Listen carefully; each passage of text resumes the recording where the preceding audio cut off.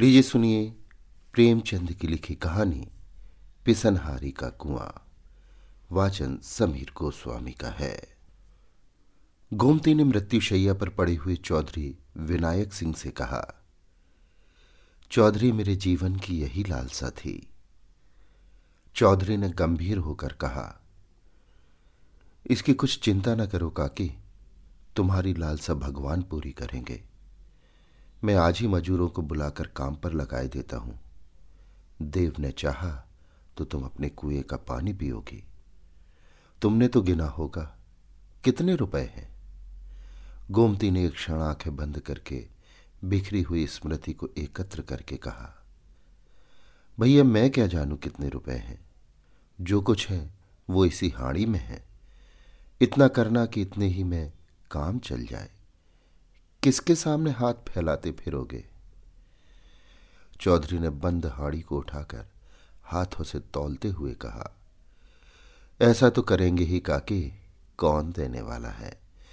एक चुटकी भीख तो किसी के घर से निकलती नहीं। कुआं बनवाने को कौन देता है? धन्य हो तुम कि अपनी उम्र भर की कमाई इस धर्म काज के लिए दे दी। गोमती ने गर्व से कहा, भैया तुम तो बहुत छोटे थे। तुम्हारे काका मरे तो मेरे हाथ में एक कौड़ी भी न थी। दिन दिन भर भूखी पड़ी रहती। जो कुछ उनके पास था वो सब उनकी बीमारी में उठ गया। वो भगवान के बड़े भक्त थे, इसलिए भगवान ने उन्हें जल्दी बुला लिया। उस दिन से आज तक तुम देख रहे हो कि किस तरह दिन काट रही हूं। मैंने एक एक रात में मन मन भर अनाज पीसा है बेटा। देखने वाले अचरज मानते थे। न जाने इतनी ताकत मुझ में कहां से आ जाती थी। बस यही लालसा रही कि उनके नाम का एक छोटा सा कुआं गांव में बन जाए। नाम तो चलना चाहिए। इसीलिए तो आदमी बेटे बेटी को रोता है। इस तरह चौधरी विनायक सिंह को वसीयत करके उसी रात को बुढ़िया गोमती परलोक सिधारी। मरते समय अंतिम शब्द जो उसके मुख से निकले वे यही थे, कुआं बनवाने में देर न करना। उसके पास धन है ये तो लोगों को अनुमान था, लेकिन 2000 है इसका किसी को अनुमान न था। बुढ़िया अपने धन को ऐब की तरह छिपाती थी। चौधरी गांव का मुखिया और नियत का साफ आदमी था, इसलिए बुढ़िया ने उसे ये अंतिम आदेश किया था। चौधरी ने गोमती की क्रियाकर्म में बहुत रुपए खर्च न किए। जब ही इन संस्कारों से छुट्टी मिली वो अपने बेटे हरनाथ सिंह को बुलाकर ईंट चूना पत्थर का तखमीना करने लगे। हरनाथ अनाज का व्यापार करता था। कुछ देर तक तो वो बैठा सुनता रहा, फिर बोला, अभी 2-4 महीने कुआं न बने तो कोई बड़ा हरज है? चौधरी ने हूं करके कहा, हरज तो कुछ नहीं, लेकिन देर करने का काम ही क्या है? रुपए उसने दे ही दिए हैं, हमें तो सैत में यश मिलेगा। गोमती ने मरते मरते जल्द कुआं बनवाने को कहा था। हरनाथ, हाँ कहा तो था, लेकिन आजकल बाजार अच्छा है। 2-3 हजार का अनाज भर लिया जाए तो अगहन पूछ तक सवाया हो जाएगा। मैं आपको कुछ सूद दे दूंगा। चौधरी का मन शंका और भय की दुविधाओं में पड़ गया। 2000 के कहीं 2500 हो गए तो क्या कहना। जगमोहन में कुछ बेल बूटे लगवा दूंगा, लेकिन भय था कि कहीं घाटा हो गया तो। इस शंका को वो छिपा ना सके। बोले, जो कहीं घाटा हो गया तो? हरनाथ ने तड़प कर कहा, घाटा क्या हो जाएगा? कोई बात है? मान लो घाटा हो गया तो? हरनाथ ने उत्तेजित होकर कहा, ये कहो कि तुम रुपए नहीं देना चाहते। बड़े धर्मात्मा बने हो। अन्य वृद्ध जनों की भांति चौधरी भी बेटे से दबते थे। कातर स्वर में बोले, मैं ये कब कहता हूं कि रुपए न दूंगा, लेकिन पराया धन है, सोच समझकर ही तो उसमें हाथ लगाना चाहिए। वनिज व्यापार का हाल कौन जानता है? कहीं भाव और गिर जाए तो? अनाज में घुन ही लग जाए, कोई मुद्दई घर में आग ही लगा दे। सब बातें सोच लो अच्छी तरह। हरनाथ ने व्यंग्य से कहा, इस तरह सोचना है तो ये क्यों नहीं सोचते कि कोई चोर ही उठा ले जाए या बनी बनाई दीवार बैठ जाए? ये बातें भी तो होती ही हैं। चौधरी के पास अब और कोई दलील न थी। कमजोर सिपाही ने ताल तो ठोकी, अखाड़े में उतर पड़ा, पर तलवार की चमक देखते ही हाथ पांव फूल गए। बगले झांक कर चौधरी ने कहा, तो कितना लोगे?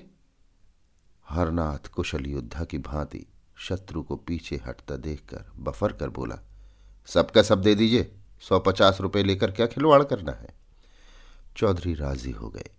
गोमती को उन्हें रुपए देते किसी ने न देखा था, लोक निंदा की संभावना भी न थी। हरनाम ने अनाज भरा, अनाजों के बोरों का ढेर लग गया।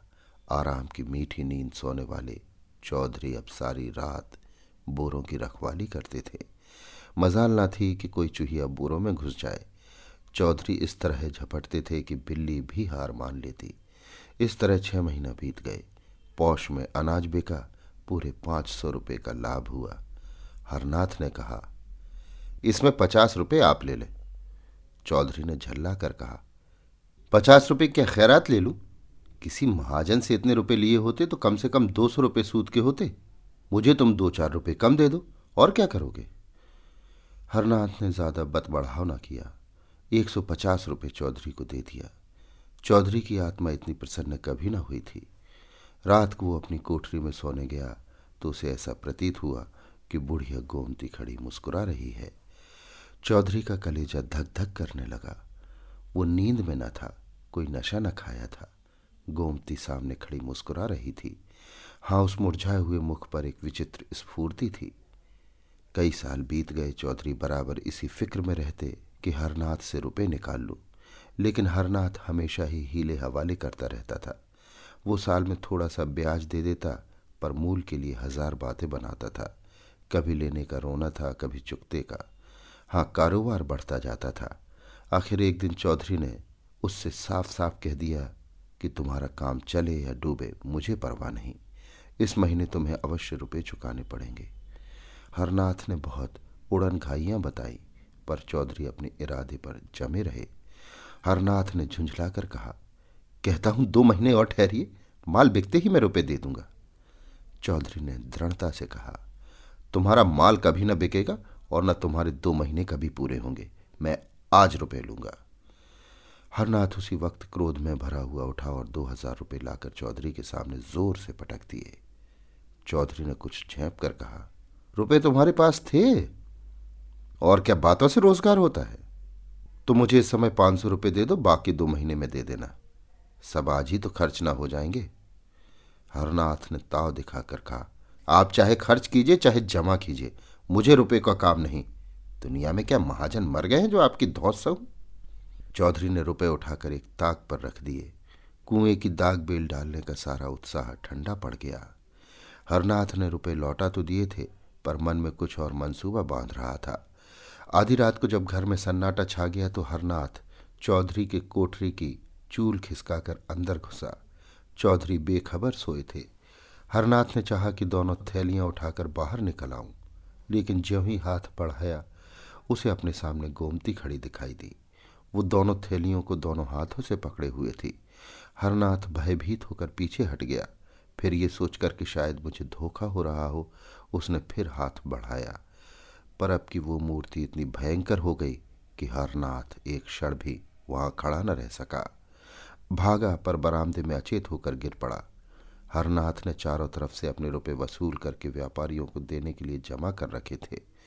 चौधरी ने आंखें दिखाई तो वही रुपए लाकर पटक दिया। दिल में उस वक्त सोच लिया था कि रात को रुपए उड़ा लाऊंगा, झूठ मूठ चोर का गुल मचा दूंगा तो मेरी ओर से संदेह भी न होगा।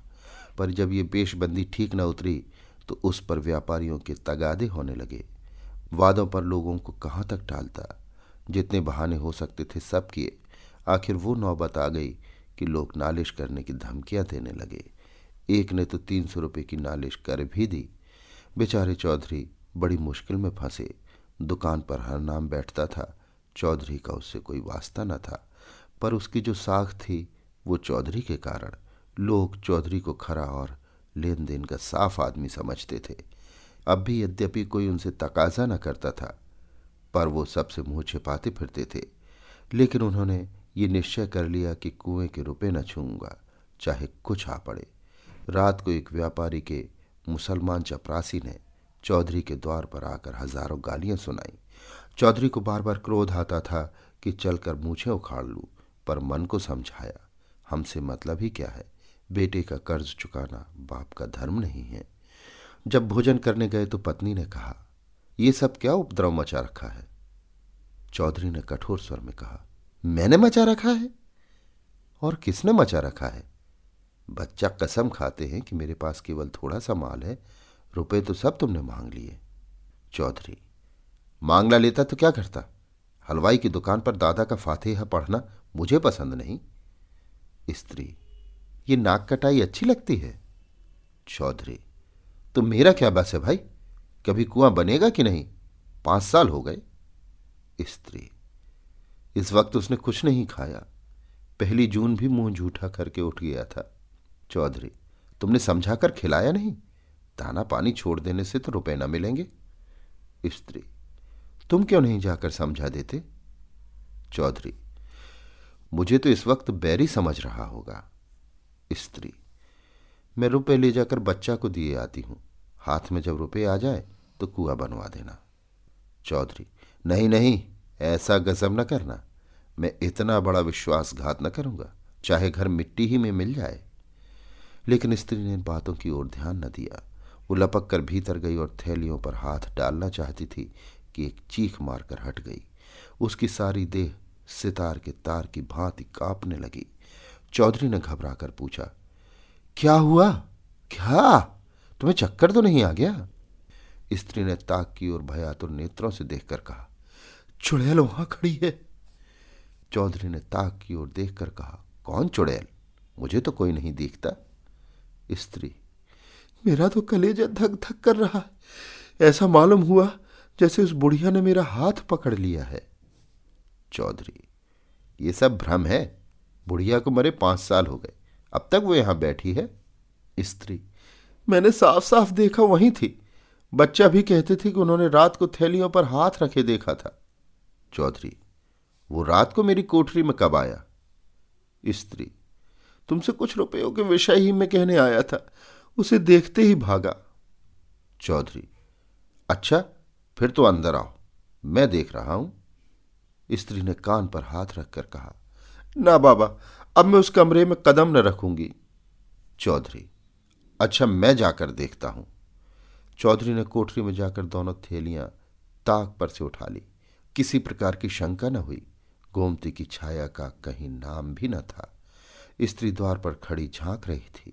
चौधरी ने आकर गर्व से कहा, मुझे तो कहीं कुछ न दिखाई दिया, वहां होती तो कहां चली जाती? स्त्री, क्या जाने तुम्हें क्यों नहीं दिखाई दी, तुमसे उसे स्नेह था, इसी से हट गई होगी। चौधरी, तुम्हें भ्रम था और कुछ नहीं। स्त्री, बच्चा को बुलाकर पुछाए देती हूं। चौधरी, खड़ा तो हूं, आकर देख क्यों नहीं लेती? स्त्री को कुछ आश्वासन हुआ। उसने ताक के पास जाकर डरते डरते हाथ बढ़ाया, जोर से चिल्लाकर भागी और आंगन में आकर दम लिया। चौधरी भी उसके साथ आंगन में आ गया और विस्मय से बोला, क्या था क्या? व्यर्थ में भागी चली आई, मुझे तो कुछ न दिखाई दिया। स्त्री ने हाँफते हुए तिरस्कारपूर्ण स्वर में कहा, चलो हटो, अब तक तो तुमने मेरी जान ही ले ली थी, न जाने तुम्हारी आंखों को क्या हो गया है, खड़ी तो है वो डायन। इतने में हरनाथ भी वहां आ गया। माता को आंगन में खड़े देखकर बोला, क्या है अम्मा, कैसा जी है? स्त्री, वो चुड़ैल आज 2 बार दिखाई दी बेटा, मैंने कहा लाओ रुपए तुम्हें दे दूं, फिर जब हाथ में आ जाएंगे तो कुआं बनवा दिया जाएगा, लेकिन ज्यों ही थैलियों पर हाथ रखा उस चुड़ैल ने मेरा हाथ पकड़ लिया, प्राण से निकल गए। हरनाथ ने कहा, किसी अच्छे ओझा को बुलाना चाहिए जो इसे मार भगाए। चौधरी, क्या रात को तुम्हें भी दिखाई दी थी? हरनाथ, हाँ, मैं तुम्हारे पास एक मामले में सलाह करने आया था, ज्यों ही अंदर कदम रखा वो चुड़ैल ताक के पास खड़ी दिखाई दी, मैं बदहवास होकर भागा। चौधरी, अच्छा, फिर तो जाओ। स्त्री, कौन? अब तो मैं ना जाने दूं, चाहे कोई लाख रुपए ही क्यों न दे। हरनाथ, मैं आप ना जाऊंगा। चौधरी, मगर मुझे कुछ नहीं दिखाई देता, ये बात क्या है? हरनाथ, क्या जाने आपसे डरती होगी, आज किसी ओझा को बुलाना चाहिए। चौधरी, कुछ समझ में नहीं आता, क्या माजरा है, क्या हुआ बैजू पांडे की डिग्री का? हरनाथ इन दिनों चौधरी से इतना जलता था कि अपनी दुकान के विषय में कोई बात उनसे न कहता था। आंगन की तरफ ताकता हुआ मानो हवा से बोला, जो होना होगा वो होगा, मेरी जान के सिवा और कोई क्या लेगा? जो खा गया हूं तो उगल नहीं सकता। चौधरी, कहीं उसने डिग्री जारी कर दी तो? हरनाथ, तो क्या, दुकान में 400-500 का माल है, वो नीलाम हो जाएगा। चौधरी, कारोबार तो सब चौपट हो जाएगा। हरनाथ, अब कारोबार के नाम को कहां तक रहूं? अगर पहले से मालूम होता कि कुआं बनवाने की इतनी जल्दी है तो ये काम छेड़ता ही क्यों? रोटी दाल तो पहले भी मिल जाती थी। बहुत होगा 2-4 महीने हवालात में रहना पड़ेगा, इसके सिवा और क्या हो सकता है? माता ने कहा, जो तुम्हें हवालात में ले जाए उसका मुंह झुलस दू। हमारे जीते जी तुम हवालात में जाओगे? हरनाथ ने दार्शनिक बनकर कहा, माँ बाप जन्म के साथी होते हैं, किसी के कर्म के साथी नहीं होते। चौधरी को पुत्र से प्रगाढ़ प्रेम था। उन्हें शंका हो गई थी कि हर नाम रुपए हजम करने के लिए टाल मटोल कर रहा है, इसलिए उन्होंने आग्रह करके रुपए वसूल कर लिए थे। अब उन्हें अनुभव हुआ कि हर नाम के प्राण सचमुच संकट में हैं। सोचा, अगर लड़के को हवालात हो गई या दुकान पर कुर्की आ गई तो कुल मर्यादा धूल में मिल जाएगी। क्या हरज है अगर गोमती के रुपए दे दूं? आखिर दुकान चलती ही है, कभी न कभी तो रुपए हाथ में आ ही जाएंगे। एकाएक किसी ने बाहर से पुकारा, हरनाथ सिंह। हरनाथ के मुख पर हवाइयां उड़ने लगी। चौधरी ने पूछा, कौन है? कुरकमीन। क्या दुकान कुर्क कराने आया है? हाँ, मालूम तो होता है। कितने रुपयों की डिग्री है? 1500 रुपये की। कुरकमीन कुछ लेने देने से न टलेगा। टल तो जाता, पर महाजन भी तो उसके साथ होगा। उसे जो कुछ लेना है उधर से ले चुका होगा। ना हो 1500 रुपये गोमती के रुपए से दे दो। उसके रुपए कौन छुएगा? न जाने घर पर आफत आए। उसके रुपए कोई हजम थोड़ी किए लेता हूं। चलो मैं दे दूं। चौधरी को इस समय भय हुआ कहीं मुझे भी वो न दिखाई दे, लेकिन उनकी शंका निर्मूल थी। उन्होंने एक थैली से 1500 रुपये निकाले और दूसरी थैली में रखकर हारनाथ को दे दिए। संध्या तक इन 5000 रुपयों में 1 रुपये भी न बचा। 12 साल गुजर गए। न चौधरी अब इस संसार में है, न हरनाथ। चौधरी जब तक जिए उन्हें कुएं की चिंता बनी रही। यहां तक कि मरते दम भी उनकी जबान पर कुएं की रट लगी हुई थी, लेकिन दुकान में सदैव रुपयों का तोड़ा रहा। चौधरी के मरते ही सारा कारोबार चौपट हो गया। हरनाथ ने आने रुपए लाभ से संतुष्ट न होकर दूने तिगुने लाभ पर हाथ मारा, जुआ खेलना शुरू किया। साल भी न गुजरने पाया था कि दुकान बंद हो गई। गहने पाती बर्तन भांडे सब मिट्टी में मिल गए। चौधरी की मृत्यु के ठीक साल भर बाद हरनाथ ने भी इस हानि लाभ के संसार से पयान किया। माता के जीवन का अब कोई सहारा न रहा। बीमार पड़ी, पर दवा दर्पण न हो सकी। 3-4 महीने तक नाना प्रकार के कष्ट झेलकर वो भी चल बसी। अब केवल बहू थी, वो भी गर्भिणी। उस बेचारी के लिए अब कोई आधार न था। इस दशा में मजदूरी भी न कर सकती थी। पड़ोसियों के कपड़े सी सी कर उसने किसी भांति 5-6 महीने काटे। तेरे लड़का होगा, सारे लक्षण बालक के से थे। यही एक जीवन का आधार था। जब कन्या हुई तो ये आधार भी जाता रहा। माता ने अपना हृदय इतना कठोर कर लिया कि नवजात शिशु को छाती भी न लगाती थी। पड़ोसियों के बहुत समझाने बुझाने पर छाती से लगाया, पर उसकी छाती में दूध की एक बूंद भी न थी। उस समय अभाग्नि माता के हृदय में करुणा, वात्सल्य और मोह का एक भूकंप सा आ गया। अगर किसी उपाय से उसके स्तन की अंतिम बूंद दूध बन जाती तो वो अपने को धन्य मानती। बालिका की वो भोली दीन याचनामय सतृष्ण छवि देखकर उसका मातृ हृदय मानो सहस्त्र नेत्रों से रुदन करने लगा था। उसके हृदय की सारी शुभेच्छाएं, सारा आशीर्वाद, सारी विभूति, सारा अनुराग मानो उसकी आंखों से निकालकर उस बालिका को उसी भांति रंजित कर देता था जैसे इंदु का शीतल प्रकाश पुष्प को रंजित कर देता है। पर उस बालिका के भाग्य में मात्र प्रेम के सुख न बधे थे। माता ने कुछ अपना रक्त, कुछ ऊपर का दूध पिलाकर उसे जिलाया, पर उसकी दशा दिनों दिन जीर्ण होती जाती थी। एक दिन लोगों ने जाकर देखा तो वो भूमि पर पड़ी हुई थी और बालिका उसकी छाती से चिपटी उसके स्तनों को चूस रही थी। शोक और दरिद्रता से आहत शरीर में रक्त कहाँ जिससे दूध बनता। वही बालिका पड़ोसियों की दया भिक्षा से पल पल कर एक दिन घास खोदती हुई उस स्थान पर जा पहुंची जहां बुढ़िया गोमती का घर था। छप्पर कब के पंचभूतों में मिल चुके थे। केवल जहां तहां दीवारों के चिन्ह बाकी थे। कहीं कहीं आधी आधी दीवारें खड़ी थी। बालिका ने न जाने क्या सोचकर खुरपी से गड्ढा खोदना शुरू किया। दोपहर से सांझ तक वो गड्ढा खोदती रही। न खाने की सुध थी, न पीने की, न कोई शंका थी, न भय। अंधेरा हो गया, पर वो ज्यों की त्यों बैठी गड्ढा खोद रही थी। उस समय किसान लोग भूल कर भी उधर से न निकलते थे, पर बालिका निशंक बैठी भूमि से मिट्टी निकाल रही थी। जब अंधेरा हो गया तो वो चली गई। दूसरे दिन वो बड़े सवेरे उठी और इतनी घास खोदी जितनी वो कभी दिन भर में न खोदती थी।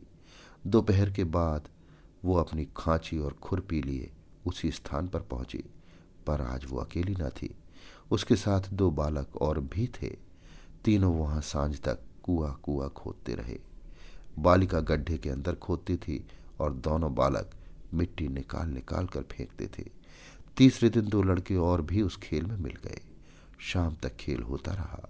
आज गड्ढा 2 हाथ गहरा हो गया था। गांव के बालक बालिकाओं में इस विलक्षण खेल ने अभूतपूर्व उत्साह भर दिया था। चौथे दिन और भी कई बालक आ मिले। सलाह हुई, कौन अंदर जाए, कौन मिट्टी उठाए, कौन झउआ खींचे। गड्ढा अब 4 हाथ गहरा हो गया था, पर अभी तक बालकों के सिवा और किसी को उसकी खबर न थी। एक दिन एक किसान अपनी खोई हुई भैंस ढूंढता हुआ उस खंडहर में जा निकला। अंदर मिट्टी का ऊंचा ढेर, एक बड़ा सा गड्ढा और एक टिमटिमाता हुआ दीपक देखा तो डर कर भागा। औरों ने भी आकर देखा। कई आदमी थे, कोई शंका ना थी। समीप जाकर देखा तो बालिका बैठी थी। एक आदमी ने पूछा, अरे, क्या तूने ये गड्ढा खोदा है? बालिका ने कहा, हाँ। गड्ढा खोद कर क्या करेगी? यहां कुआं बनाऊंगी। कुआं कैसे बनाएगी? जैसे इतना खोदा है वैसे ही इतना और खोद लूंगी। गांव के सब लड़के खेलने आते हैं। मालूम होता है तू अपनी जान देगी और अपने साथ और लड़कों को भी मारेगी। खबरदार जो कल से गड्ढा खोदा। दूसरे दिन और लड़के न आए। बालिका भी दिन भर मजूरी करती रही, लेकिन संध्या समय वहां फिर दीपक जला और फिर वो खुरपी हाथ में लिए वहां बैठी दिखाई दी। गांव वालों ने उसे मारा पीटा, कोठरी में बंद किया, पर वो अवकाश पाते ही वहां जा पहुंचती। गांव के लोग प्रायः श्रद्धालु होते ही हैं। बालिका के इस अलौकिक अनुराग ने आखिर उनमें भी अनुराग उत्पन्न किया। कुआं खुदने लगा। इधर कुआं खुद रहा था, उधर बालिका मिट्टी से ईंटें बनाती थी। इस खेल में सारे गांव के लड़के शरीक होते थे। उजली रातों में जब सब लोग सो जाते तब भी वो ईंटें थापती दिखाई देती। न जाने इतनी लगन उसमें कहाँ से आ गई थी। 7 वर्ष की उम्र कोई उम्र होती है, लेकिन 7 वर्ष की वो लड़की बुद्धि और बातचीत में अपनी तिगनी उम्र वालों के कान काटती थी। आखिर एक दिन वो भी आया कि कुआं बंध गया और उसकी पक्की जगत तैयार हो गई। उस दिन बालिका उसी जगत पर सोई। आज उसके हर्ष की सीमा न थी। गाती थी, चहकती थी। प्रातःकाल उस जगत पर केवल उसकी लाश मिली। उस दिन से लोगों ने कहना शुरू किया, ये वही बुढ़िया गोमती थी। इस कुएं का नाम पिसनहारी का कुआं पड़ा। अभी आप सुन रहे थे प्रेमचंद की लिखी कहानी पिसनहारी का कुआं। वाचन समीर गोस्वामी का था।